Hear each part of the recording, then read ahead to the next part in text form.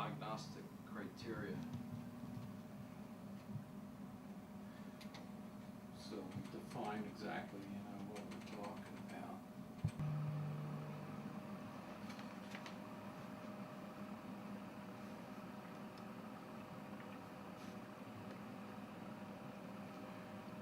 Okay, there she be.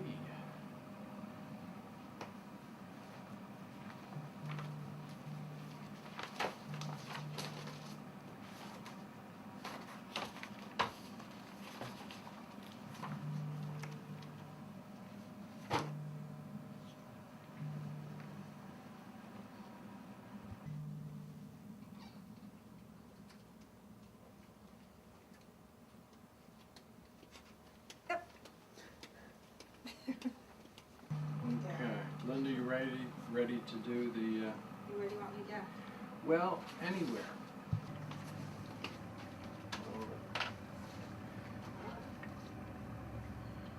So, or just put that in the background. Like that.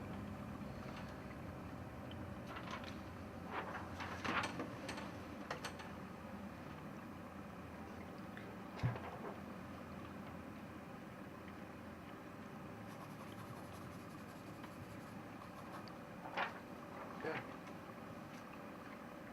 Should I start? I don't even know if he's... Yeah, don't worry.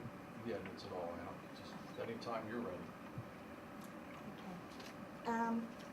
Our background is, no wait, I wanted to start first with, I guess, our educational background. We have undergraduate and graduate degrees and certifications and course studies in the areas of science, education, psychopharmacology, administration, supervision, and learning style assessments and diagnoses. Our educational background is in education. Start again. Okay. Our educational background includes undergraduate, graduate degrees, and certifications and course studies in the areas of science, education, learning style assessments and diagnoses, administration, supervision, and psychopharmacology. We've attended Rowan University, Temple University, and Harvard Psychopharmacology conferences to study the areas involving attention deficit disorder, learning styles, and appropriate interventions, including medication. Okay. Our career experiences. Okay. We've had experiences in teaching, participants on child study teams, directors of child study teams, administration, supervision, medical model of child study team, and have had our own private practice for over the past 25 years. Also, we were involved in a lot of community service. Edward has been on the school board for over 20 years. I have been on the board of directors for a nonprofit college scholarship fund. We've also been guest presenters and lecturers at various civic associations throughout the area. Our specialty is in assessing learning styles, which includes evaluations to determine where a person's strengths and weaknesses are and what interventions would be appropriate. We have also undertaken developing support groups for adults with attention deficit disorder. ADDventure is an adult support group that is presently celebrating its 10th year, where they meet monthly. It's run by adults with ADD, and it's an educational format where the presenters are usually professionals and have an educational presentation. We also have an ADD professional support group. This meets monthly. It's also in its 10th year, and this is professionals, physicians, psychologists, speech and language pathologists, audiologists, social workers, learning consultants, neurologists, psychiatrists, etc., who meet monthly and have guest presenters and furthering our knowledge and understanding and networking about ADD.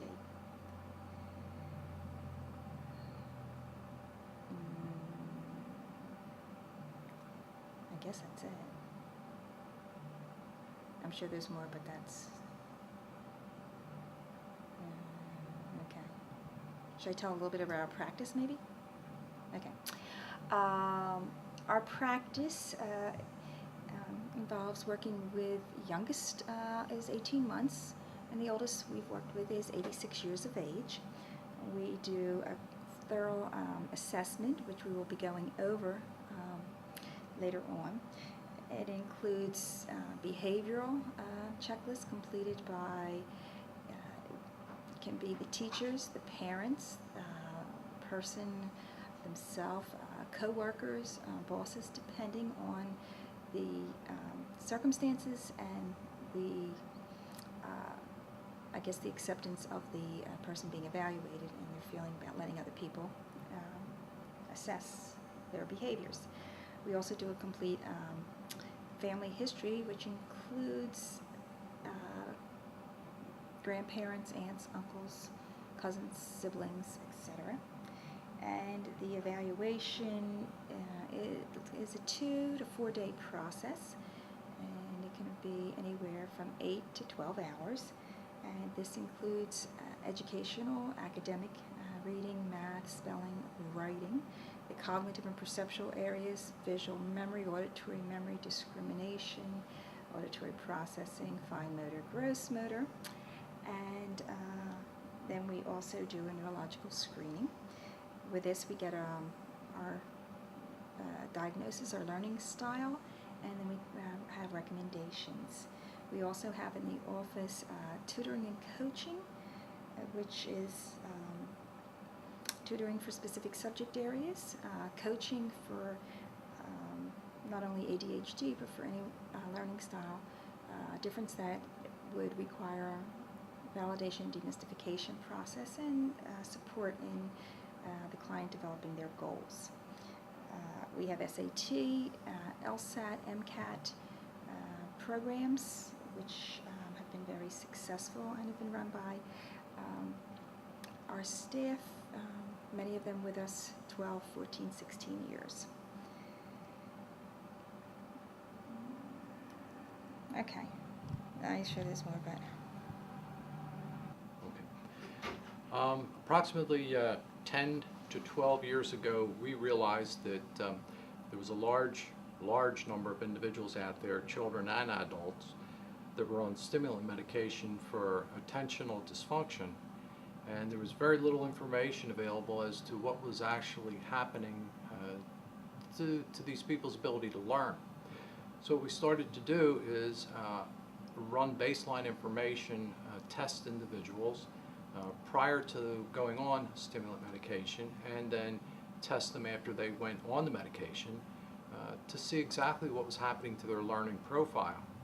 And we knew that stimulant medication was effective for increasing attentiveness, reducing hyperactivity, helping individuals control impulsivity. But what was really happening to their ability to learn? Was it really helping? Was it hindering? Or was it not making any difference at all? We utilized a process known in the behavioral realm as a reversal design. And what we started to do is to utilize this approach in order to assess the impact of medication. And we started to discover some many interesting things. The major thing we found, or we observed, I should say, is that each individual responds differently to medication. I respond differently to a stimulant medication than you respond to that medication. And the person next to you responds even different to that medication.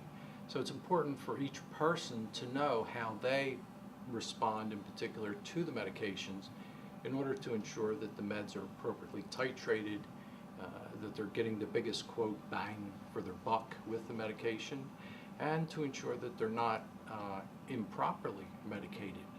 because we find many individuals that are over-medicated. Now, the process that we're going to expose you to is the M.4 process, and that stands for M.A.R.C medication monitoring method. And it's a method where we utilize accepted tests and procedures that are already out there. They're already standardized. There's no need to go back and reinvent the wheel in the process. So we utilized standardized tests and administered them to the individuals. Now, this is an advantage because it gives us information that we can share with the individual in terms of how much progress they're making in terms of being on medication and their abilities on and off medication. But also it gives us percentile scores for comparisons with a large population, and that allows us then to work with individuals and help them see where their strengths and weaknesses are. And understanding those strengths and weaknesses is very critical because that determines the type of interventions that you need to do above and beyond medication. There's no magic in the jar of pills, and that's critical to realize that. Just because you take a stimulant medication, it doesn't make you technically smarter. It allows your neurological system to be appropriately balanced, and that allows you to learn more efficiently and effectively. This system that we're exposing you to, the M.A.R.C medication monitoring method, it's a system for serving adults, children. We've used it on individuals as young as 3 years of age all the way up to 86 years of age. It establishes a baseline profile and then allows you to reaffect or reevaluate, the interventions on learning. And you can do this over a period of time. We've done this over a series of weeks when there's medication involved that needs to be built up in the system like Strattera. And we've also done multiple measures on the same day in order to see the effect of medication of an individual in the AM, in the afternoon, and in the evening. And we found some very, very interesting things that were happening in that area also. This also provides a way to communicate with doctors and other professionals. Most of the time when people go to a doctor and are being evaluated and placed on stimulant medications, the doc will ask them, well, how do you feel, and if you're having any side effects. And it's very difficult for many people to express the difference that they feel. So what this process provides them with is a vocabulary and a means utilizing a metacognitive approach to help them understand the impact of their attentional dysfunction on their ability to perform in the academic and/or social settings.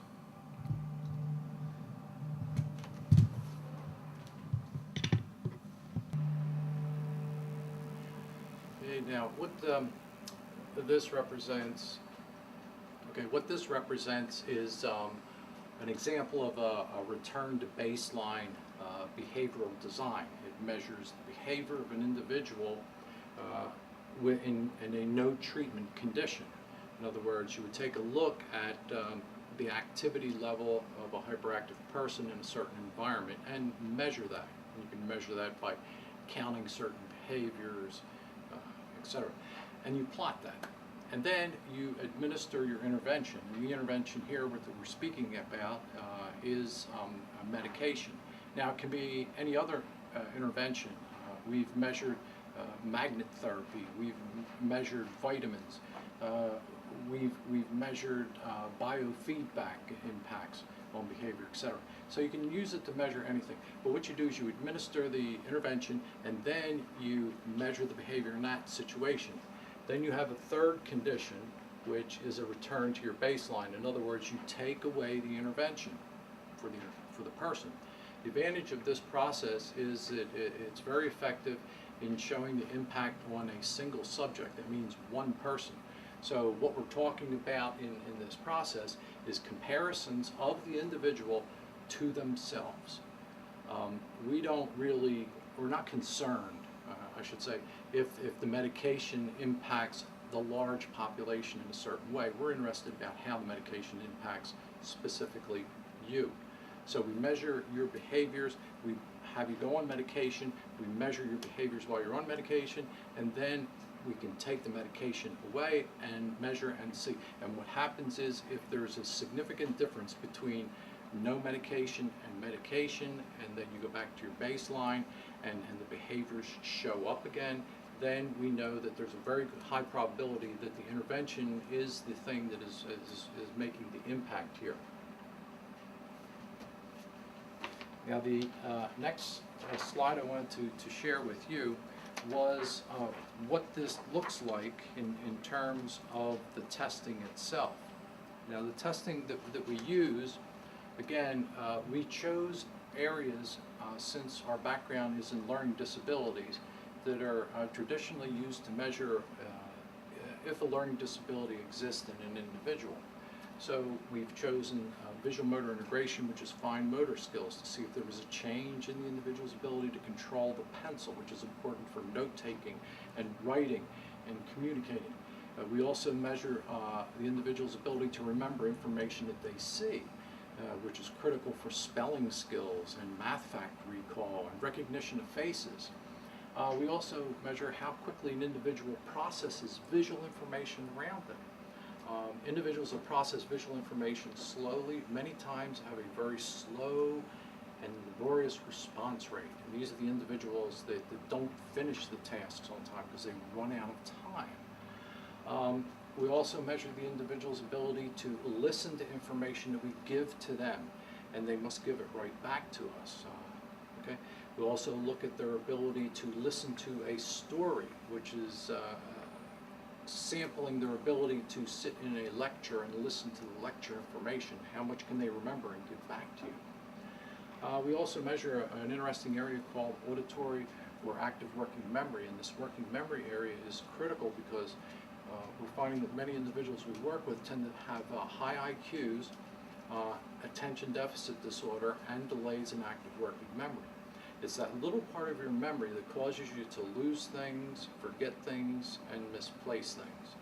And I know you've never experienced anything like that before. All this information is put together in a graph format so we can see where you are performing with no medication. Then you're tested on medication, we graph it, and then we can see if there is a difference. Now an example we have here is, this is for a 39-year-old female, and the conditions presented are a no meds condition, and then she was assessed on 5 milligrams of dexedrine, and then she went back to a no meds condition to show or to give us some data to compare to see if there was a significant difference in her ability to perform on the medication. And if you take a look at this graph here, it's extremely interesting because in the first area you can see her visual motor integration, which was fine motor skills. They came in at about the 21st percentile. Now, that's important because that's the percentile scores we were talking about. So this individual now knows that compared to average, which is 50 percentile, her performance is well below that. What's the impact of this delay in fine motor skills? Well, the impact is many times these individuals may fatigue quickly when they write. They may not choose to write, even though they have the skills and the abilities. These typically are individuals that know 2 pages of information. When you ask them to write it, they give you 2 sentences. It's also going to impact their ability to take notes in the classroom, which can be devastating. But with this particular gal here, it shows that her performance off medication and on at least 5 milligrams of dexedrine was not changed. In other words, the medication did not impact that area.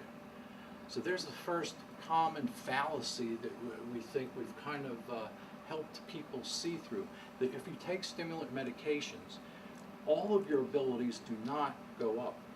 They don't go up together. Some will go up, some will go down, and some will stay the same. And you really must know the impact of these in order to be an effective learner. Now the second area we measured here is our visual recall. This is her ability to remember information that she sees.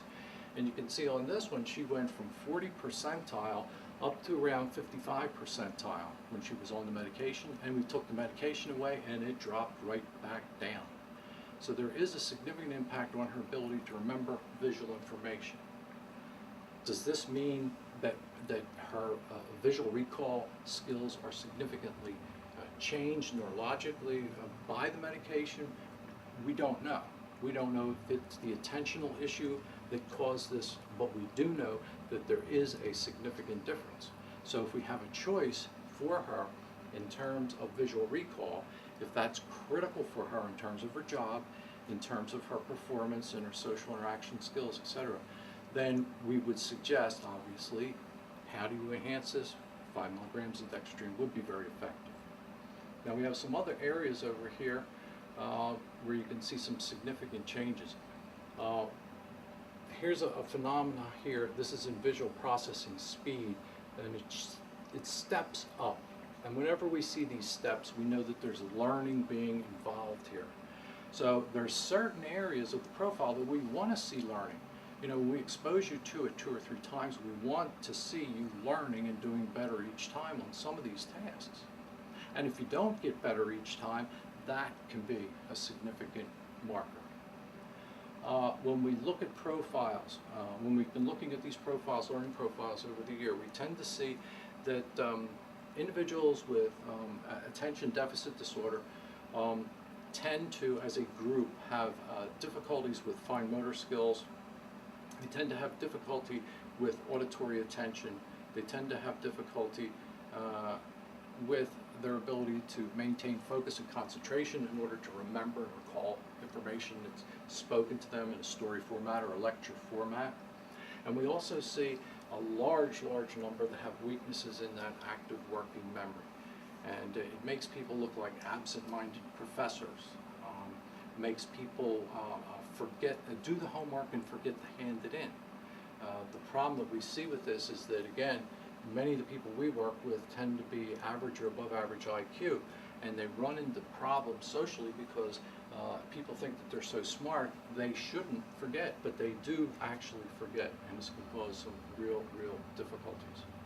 So these are just a few quick examples of the impact of medication, how we're using the reversal behavioral design in order to assess this, and how it's providing us with information that is directly measuring your behavior on the medication, not comparing you to some large normed population.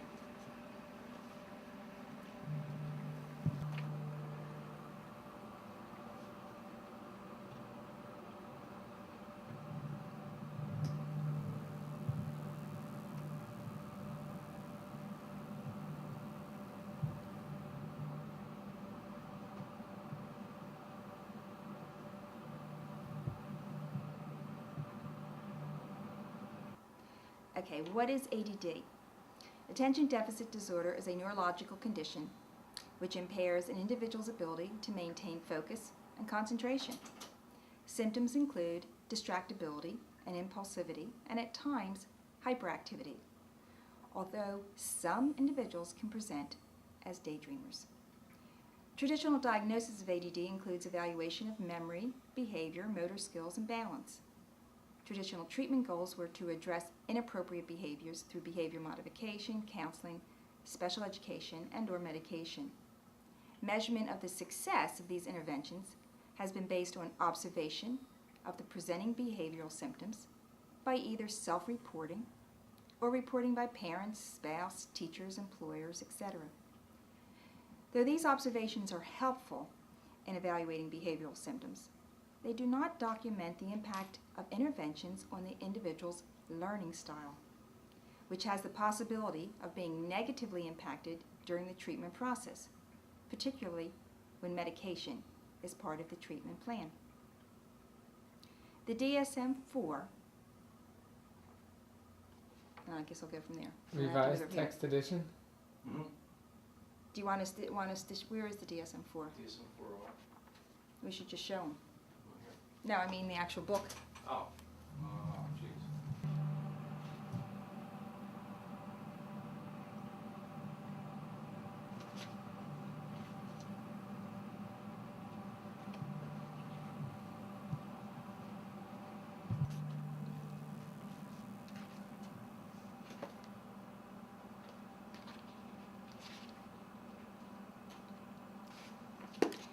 Ready?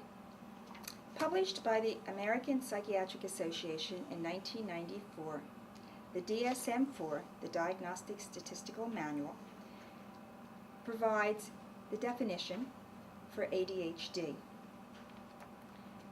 Attention Deficit Hyperactivity Disorder.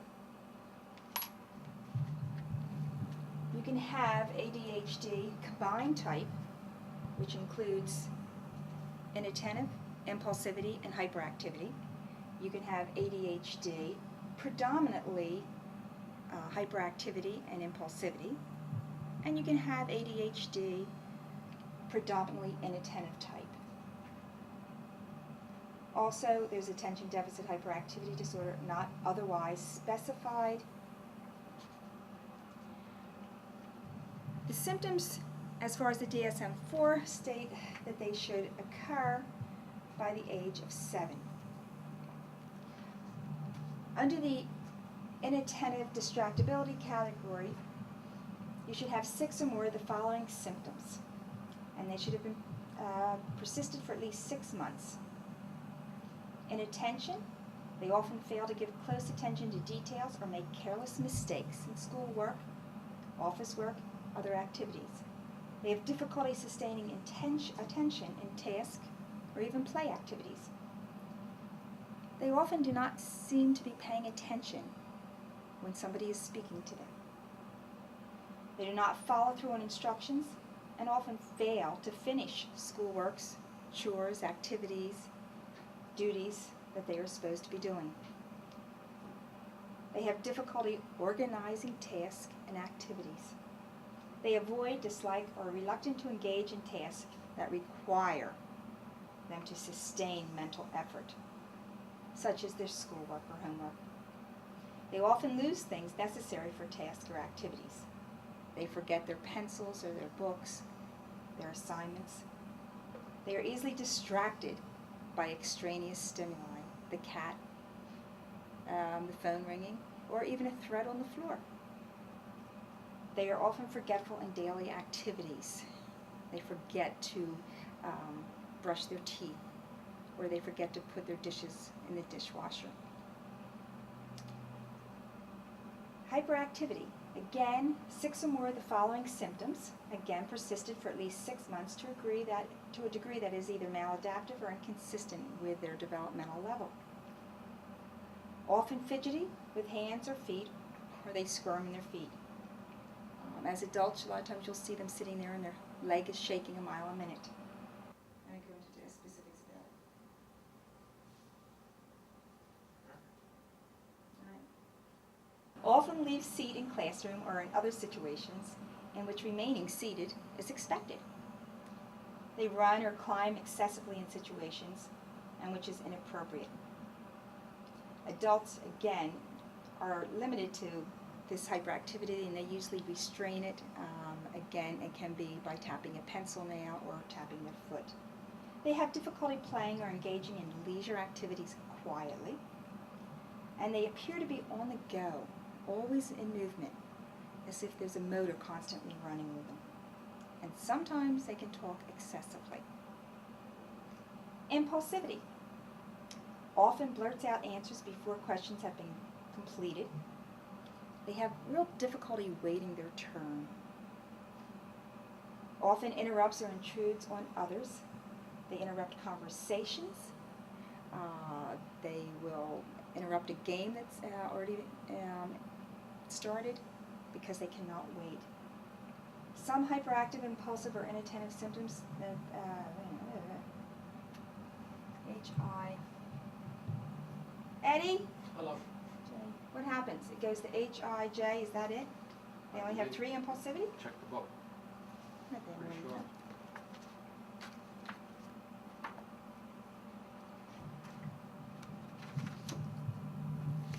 You're right.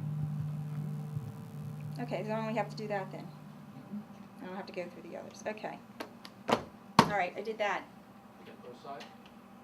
What I didn't do over here, I did this. All right? And did you do... But I didn't do this.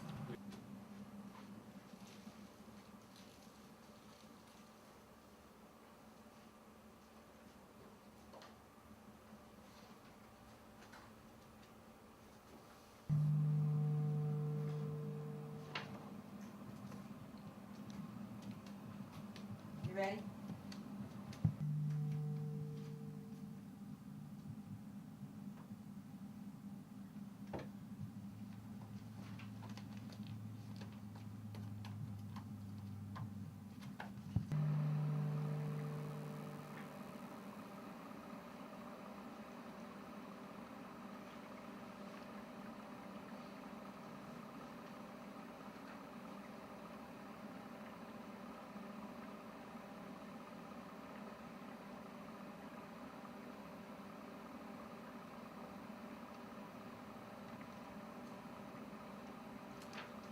You know what, I'm going to start again from the beginning, okay?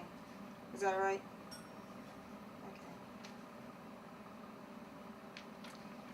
Okay. ADHD, as identified by the diagnostic criteria from the DSM-4, which is the Diagnostic Statistical Manual from the,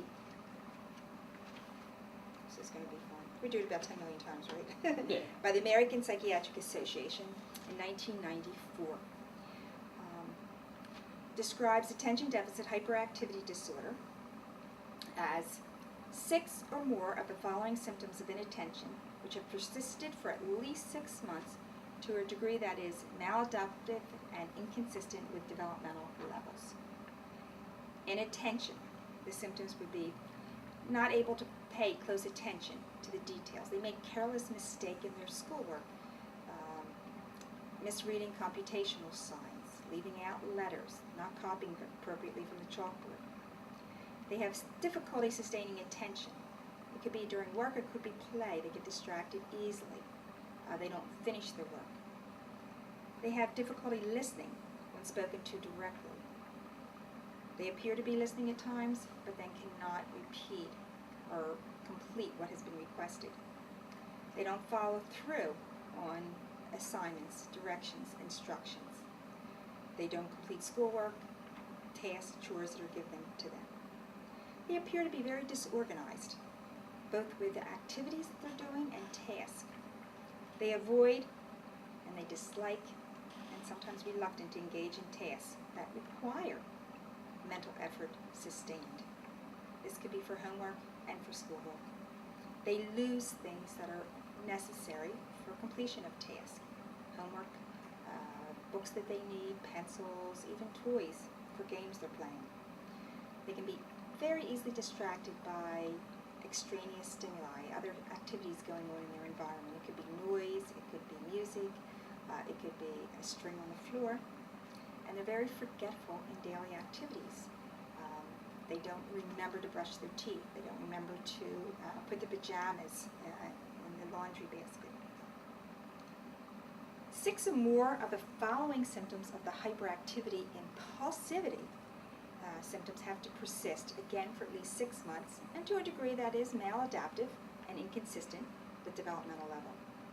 Hyperactivity, one would be fidgeting with hands or feet, or they're squirming in their seat. Another is leaving their seat in the classroom, and in other situations, they're just having difficulty remaining seated. This can be at the dinner table. Another one is running around or climbing excessively in situations, which is inappropriate. Now, if this is found in adolescents or adults, you will see them maybe tapping their feet, shaking their leg, tapping a pencil. Having difficulty playing or engaging in leisure activities quietly. They're the ones you hear. They're loud. Everyone else is playing, but they're the ones that attract attention. They always appear to be on the go, as if driven by a motor. They can't seem to stop. They have excess amount of energy. And they can talk excessively, non-stop. Under the impulsivity, they're going to blurt out answers before the questions are even completed. They have a lot of difficulty waiting their turn. They'll butt in line. They have to have it first. They can interrupt or intrude on others, especially with conversations. They can't wait. They have to get their opinion out, or they have to interject their comment. Now, some hyperactive, impulsive, or inattentive symptoms can cause impairment, should be present or could have been present before the age of 7 years. Some impairments from the symptoms is present in 2 or more of the settings, can be at school, home, or work. There must be clear evidence of clinically significant impairment in the social, academic, or workplace. The symptoms do not occur exclusively during the course of a pervasive developmental disorder such as schizophrenia or another psychotic disorder, and are not better accounted for by another mental disorder such as a mood disorder, anxiety, depression, etc. Now, under the ADHD category in the DSM-4, they have 4 different diagnoses. One would be attention deficit hyperactivity disorder combined type. This includes the impulsivity, the hyperactivity, and the inattentive distractibility symptoms. Another one would be attention deficit hyperactivity disorder, predominantly inattentive type. This includes the symptoms under the inattentive distractibility category. And another one is the attention deficit hyperactivity disorder, predominantly hyperactive impulsive type. This does not include the inattentive category. There also can be the attention deficit hyperactivity disorder not otherwise specified, and this would be for the symptoms that do not meet the criteria for ADHD under the DSM-4, but the hyperactivity or the impulsivity or the inattentive is significant enough to create difficulty.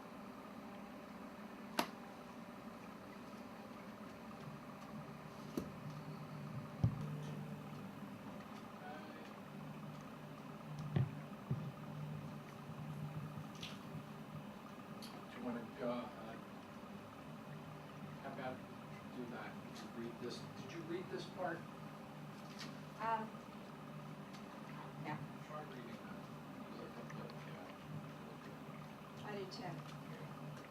Well, the DSM-4 thing is going to have to be done again. But at least it's on. At least we know we got it there.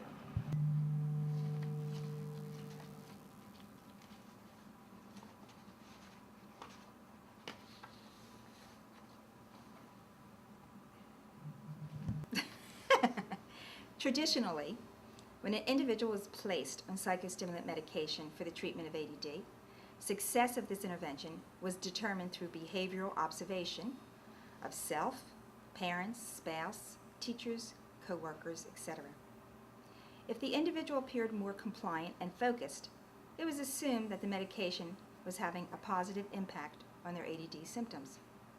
If the individual reported feeling the cobwebs were clearing, they were more productive, and there were no significant negative side effects, such as weight loss or sleep disturbance, the medication was deemed appropriate. However, behavioral observation did not take into account the effect of this stimulant medication on the person's learning profile. Measurement of increases and/or decreases in specific cognitive and perceptual areas was non-existent, other than general reports of school and work performance. With the development of M.A.R.C. in 1993 by Ed and Linda Barniskis, the guesswork was taken out of the medication titration process for prescribing physicians. M.A.R.C. allows for the comparison of the impact of the medication to baseline data, no medication, of cognitive and perceptual performance. Documentation is provided for the client and physician indicating the positive and/or negative impact of medication on the learning profile. This information allows the physician to titrate medication to the most effective level in a more efficient and timely manner. Assurance is provided that specific areas of learning are not compromised for improved behavior. All aspects of the ADD symptomology can be addressed simultaneously to achieve optimum levels of success. Through M.A.R.C., not only single stimulant treatment, but also multiple stimulant and multiple medication combinations, such as addition of an anti-anxiety or antidepressant medication, impacts are measurable. The effects of alternative interventions, such as diet, neurofeedback, vision therapy, etc., on learning can also be assessed through this proven monitoring system. With M.A.R.C., the ADD individual is afforded a thorough understanding of the effect of medication on all life management areas. The client is afforded increased interaction with the physician during the medication titration period. With the documentation of medication impacts provided by M.A.R.C, the physician can conclude the most appropriate medication choice and dosage in a more efficient time frame by eliminating blind titration attempts with a wait-and-see results. The combination of M.A.R.C medication alternative interventions plus ADD client-patient input equals improved behavioral, academic, and social performance, and the ultimate goal, success.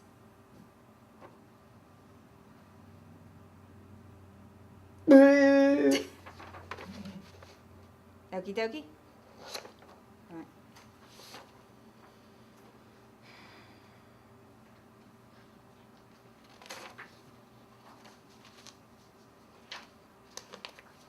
Okay.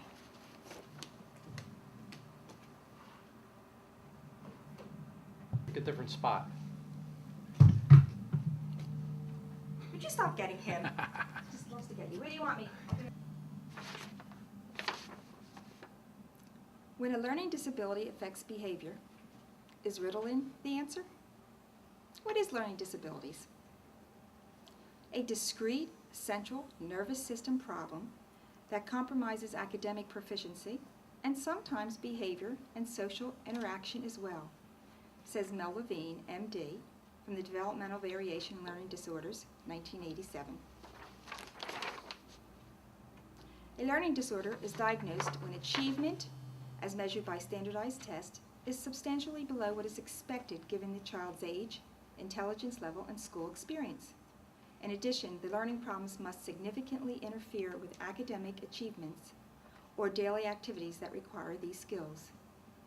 The DSM-IV Training Guide for Diagnosis of Childhood Disorders. Does a person become a checker because they have a poor active working memory? Is this a compensatory strategy to improve performance? And when this doesn't work, their obsessive-compulsive behaviors become a diagnosis in itself, which ultimately could lead to anxiety. As they mature, are they diagnosed with anxiety disorder and obsessive-compulsive behaviors and placed on medication to treat these symptoms rather than the primary cause of an active working memory problem? Do people who interrupt, talk constantly, do not appear to listen to other people, seem self-absorbed? Is this due to a personality flaw, self-centered focus? Or are these compensatory strategies for a person who has difficulty maintaining attention, remembering information presented, or remembering their own thoughts, ideas, comments? Are these people interrupting because they will forget if they don't say it quickly? Do they have a difficult time listening because they cannot follow a conversation because of poor attention? Therefore, by talking, they are participating and have some control over the social interactions. Will these people, as they mature, develop anxiety or depression because of their lack of acceptance in social settings and poor peer adjustment? What of the children who are considered very bright but have poor work output in school and are described as lazy, immature, uncaring, unmotivated? Do their significant graphomotor problems inhibit their written output, therefore presenting them as bright students who do not care about completing work for teachers who grade their knowledge? As these children mature and have opinions of themselves that support a lazy, unmotivated failure, you could do it if you wanted to. Or do these students have a significant graphomotor problem which makes it difficult for them to complete the written task, especially as the length, complexity, and multifaceted components of the task increase? As adults, do they have adjustment problems, depression, unacceptable social responses, oppositional behavior? Do our socially inept adults have significant social emotional problems? Or do they have poor visual awareness of their environments? Do they have more accidents because they are careless, not paying attention?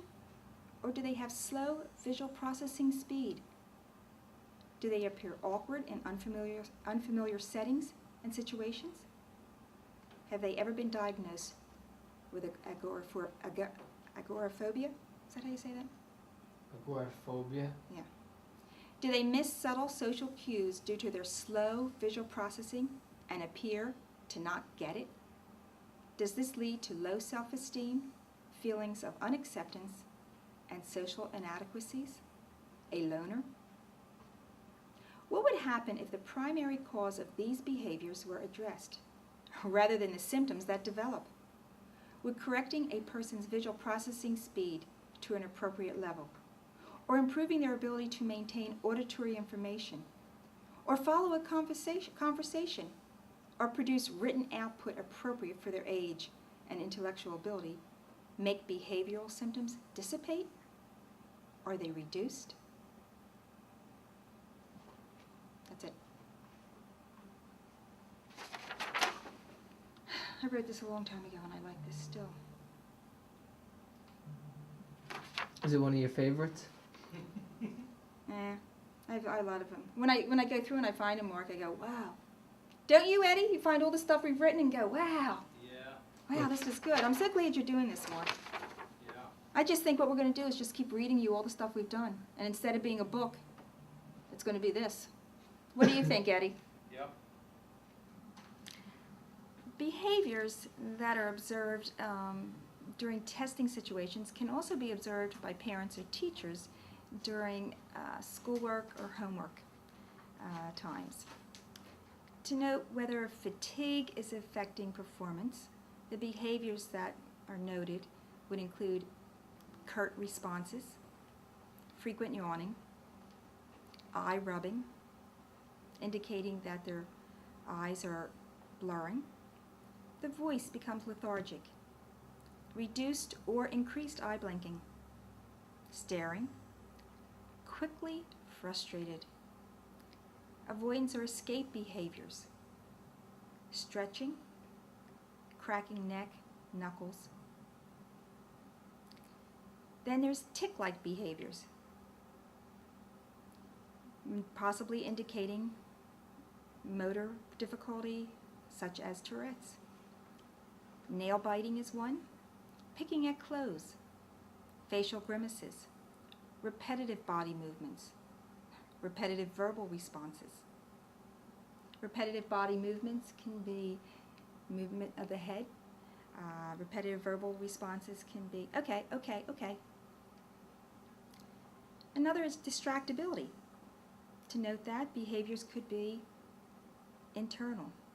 These are kids, adults who are distracted by their own thoughts and will come out with comments that are do not appear to be related to what the topic is being discussed. Some are distracted by auditory, the noise sensitivity. Hand down. Visual. Item is in the room. The movement of somebody's hand or a cat in another corner of the room will distract them. Another distractibility, which a lot of people don't realize, is tactile. These can be tags on clothes, textures of the material they wear, socks, the seams in the socks. Also can be temperature, the room's too hot or too cold. Can be hunger. It could also be a cut.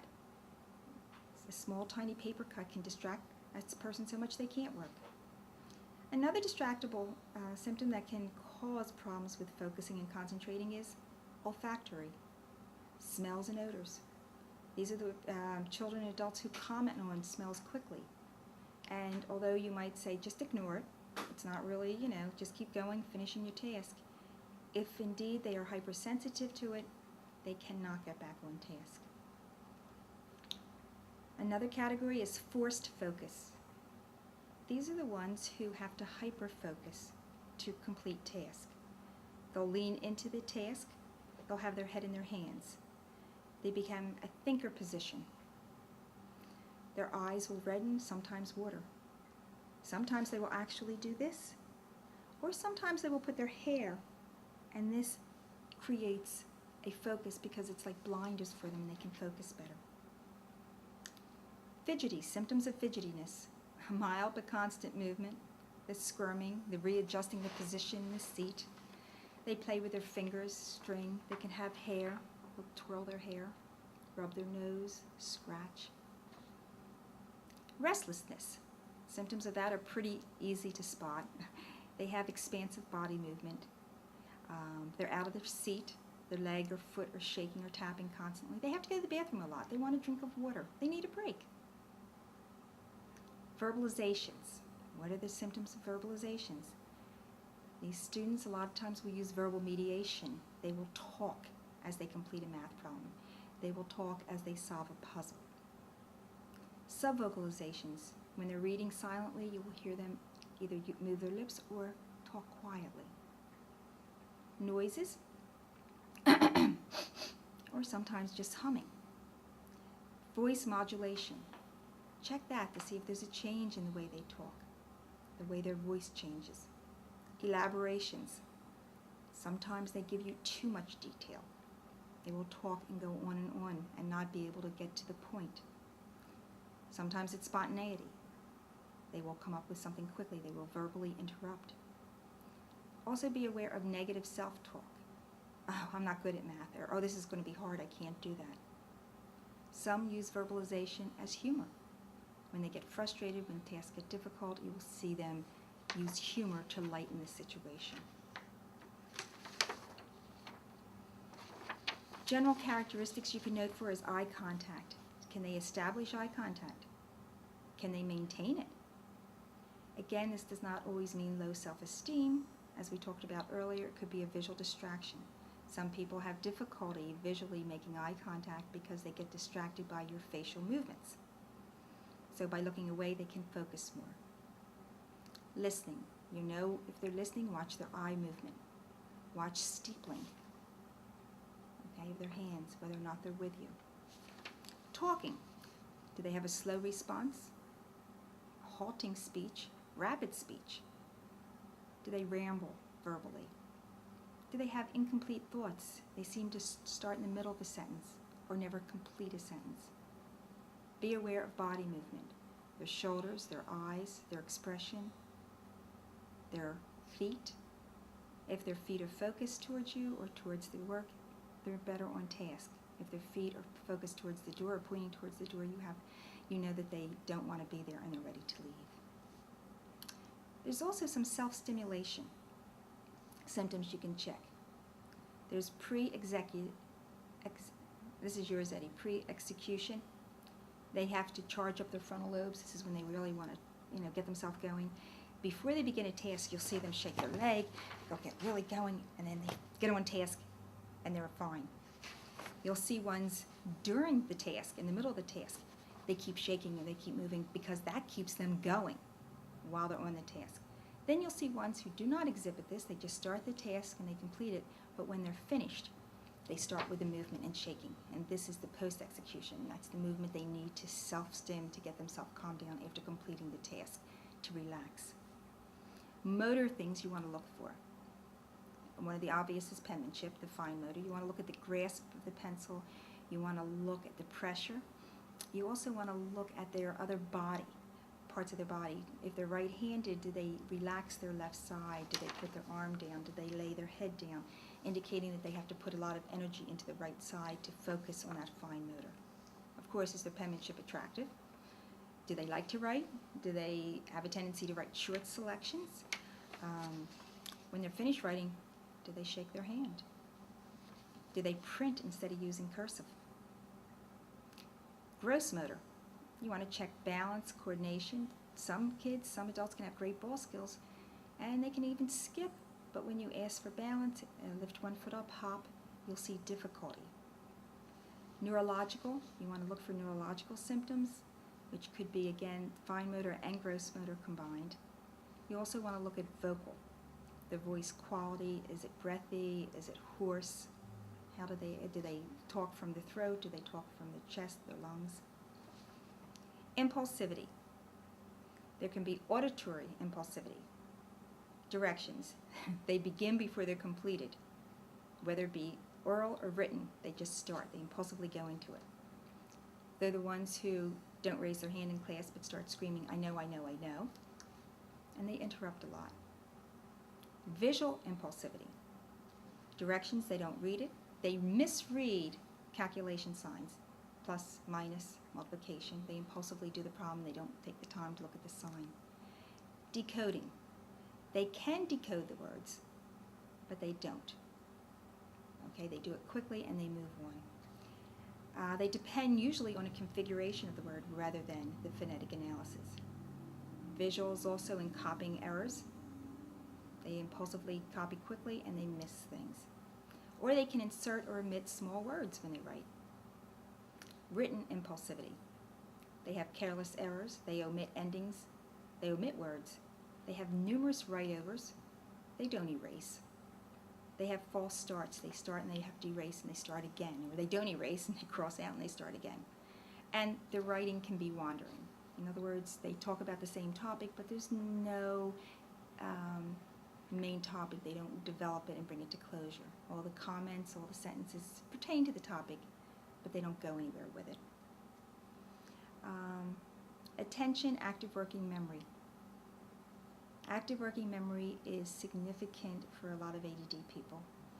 This is evident when you see that they have directions, they need directions or questions repeated or reworded frequently. They have splinter performance. They get easy items incorrect and they get more difficult items correct. They need hard copy. Okay, they can't just auditory listen to the directions. They have to also visually have a copy of it. They get lost in a process, whether it's reading, writing, speaking. They forget what they were saying or where they were going with it. Under visual processing, you can have rapid visual scanning. You could have slow visual scanning. You can have social scanning difficulty. Visually, you can miss social cues. It could be stimulus over-selectivity. You can have use of compensatory strategies for this visual processing difficulty, and you can see that when they use their fingers for math and they associate verbal mediation. Okay, they're having visual difficulty, so they're developing strategies to improve it. When auditory input is involved, you can see them close their eyes. That again is making a strategy to compensate for the auditory difficulty. And they can also use noise, whistling, humming, to keep themselves on task.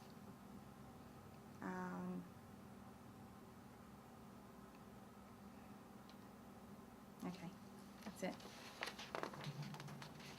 There's more stuff on that goes into the actual testing stuff. All right, do you have anything you want to do? Yeah, I want to do this one more and then We're up for the day? we're done for the day. Mark, did we do good today? Did we have lots of stuff for you? Mhm. Okay, My turn. your turn.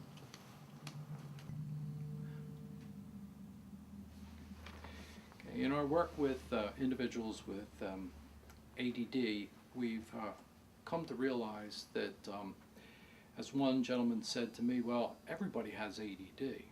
And he was correct. Everyone does have ADD, or they have behaviors that are can be described as ADD-ish. It boils down to, if it's a problem, it's a problem. If it's not a problem, it's not a problem. So you can have ADD and live in the country on top of a mountain and not have any difficulties, but if you come down into the city, you may have significant difficulties. So it's a socially defined disability, and that social definition can change even though the diagnostic criteria appears to be very, very concrete. One of the biggest problems that we find with individuals that have ADD is we know that the inattention and distractibility and the impulsivity and inappropriate activity levels have a negative influence. But the thing that we find to be most devastating is the problem-solving abilities, or the executive processing capabilities of individuals with ADD. Well, one of the issues that is involved with that particular process is it results in concrete thinking. So many individuals who have ADD tend to be concrete thinkers.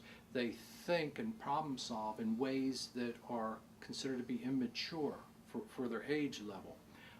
They present as individuals many times that don't get it. That you try to explain things and it just doesn't seem to click all the time with them. Individuals with ADD, again, are also prone to jumping to conclusions. And that makes sense. They would have limited or incomplete information and make wrong conclusions. It's not unusual to see them personalize information or personalize issues.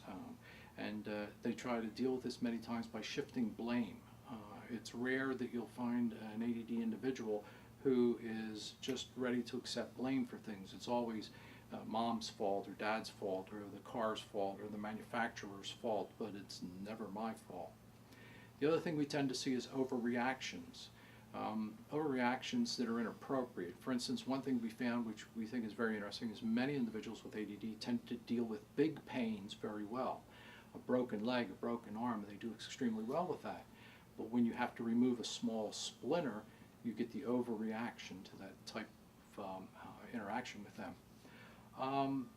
Also, because of difficulties with executive processing, we see many individuals with ADD who tend to be easily overwhelmed. Too much stimulation at one time for many of these individuals tends to render them kind of helpless and hopeless in situations. Unfinished tasks are another thing that we see very frequently. They know how to do things, or we know how to do things, I should say, but then you can state all the rules, you can state all the penalties, but then when it comes to actually performing the task, many times it just doesn't happen. There's also a tendency to repeat errors. So learning from past experiences tends to be a major issue for a lot of individuals with ADD. The other thing that we found too was very interesting is that since ADD involves impulsivity, it also involves stimulus over selectivity. We're finding that a lot of individuals with ADD will focus on a stimulus item, but they focus on the wrong part of that stimulus item, and that gives them incorrect information. For instance, the child Billy would go out to play at lunch every day at school, and when he was out on the playground, a child may say to him, "Billy, give me the ball." Well, Billy would hear the words, but he would misinterpret the intonation of the voice, and he interpreted as a threat, where he heard it as, "Billy, give me the ball," when it was actually, "Billy, give me the ball." And this resulted in social problems for that particular individual, but you can see the impact here. There's also a preponderance on a lot of individuals with ADD to have difficulty making cognitive shifts. In other words, they will begin an activity and get into an activity, and the rest of the class may make a shift to go to another activity or another problem. This individual tends to get stuck on this problem and has to apply a large amount of energy in order to make that shift. Well, when they make that shift, they're starting to fall behind. And when they start to fall behind, then many times they become overwhelmed. So cognitive shifting is another area where there tends to be deficits in executive functioning. The other thing we see are these motivational issues, and again, it's many times it's an issue of not being able to get started, and then when you get started, not being able to stop. And all of these things have a tremendous impact on time management, which have negative impacts on social interaction skills, employment skills, and basic success within life. Mule-like behavior is another one that tends to show up very, very frequently with many individuals that have ADD. And the mule-like behavior is digging their heels in and not wanting to negotiate, not being able to negotiate, or not even caring to negotiate in many instances. And this causes significant social problems with spouses and other individuals. There's also some disorders of moods that tend to go along with this, such as disinhibition. Disinhibition means basically not being able to stop impulses, or as we put it, going through life without any breaks makes it very exciting, but also very dangerous. We also tend to see inappropriate rage or anger from many of these individuals, and a lot of times it has to do with this high level of frustration they have to go through in their life with constantly being challenged by their environment. We see inappropriate responses to mood. For instance, an individual may get angry, and instead of expressing the anger, they may eat or they may do something else. There's also emotional blunting, and by emotional blunting, what we mean is like a pseudo-depression. If you have ADD, at least in our experience, it's been unusual for us to find anyone who has ADD that doesn't have a little bit of depression and a little bit of anxiety. If you don't have those things and you do have ADD, you need to be made out of rock in order to be that protected. The impact that individuals are able to see of their behaviors outside themselves is also significantly impaired. So they tend to know that they have difficulties, say, with time management and expressing themselves, etc., but they really don't understand how that is truly impacting them and the rest of their lives. With the difficulties that we discussed in terms of working memory, again, that's going to negatively impact problem-solving abilities, because they'll get information and go to solve information with this, solve a problem with this information, and the information literally fades, and it leaves a big blank or a hole in that problem-solving process. And they may feel pressured to complete it, so they may come up with a solution which doesn't quite match the problem. There are also difficulties with poor predictions of outcomes also because of this. So social settings can be very difficult. One of the unique behaviors that we see, we call it step-over behavior, is that when an individual has ADD, if you're at home and you put things on the steps to go upstairs, many individuals with ADD will come around and walk and step over these items and then go upstairs. And it isn't that they don't see them, they see them, they just aren't focused on what the need is, because they're usually into a task that they have to go upstairs for, so they're focused on that. But we do find that when the medication gets titrated appropriately, that they will stop and then pick up these items and carry them upstairs. And then if you say to them, well, why didn't you do it before? They kind of look at you like you're crazy. So ADD has impacts on attention, has impacts on impulsivity, and it has impacts on inappropriate activity levels, but it also has tremendous impacts on problem-solving abilities and on social interactions. So it's important to understand how these are also impacted by medications.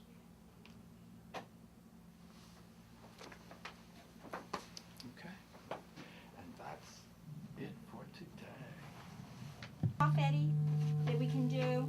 I have all the homework procedures, the seat work procedure in school, great beginnings for stories. We can do the complete library on ADD interventions. Yeah. Like that. Yeah, lots of stuff. Yeah, because I just got into some of the social skill stuff, and it's really hard to exclude it, you know, and problem solving and concrete thinking and all that stuff. So where do you want me to put all, because this Just- is, look at this is that whole file. Just save it so you don't lose it, and then try and Put it together. Yeah, chain it. Something. Yeah, and I also have, I know, stuff over there in those drawers too, all about it, Good deal. so, Okay. all right. Okay. Did we do good, Mark? Yes. Okay, yeah, okay, because I got stuff from Australia too. Oh, good. I found all that stuff. You're not going to follow me crawling on the floor, Mark. Classic. That's how we're opening up.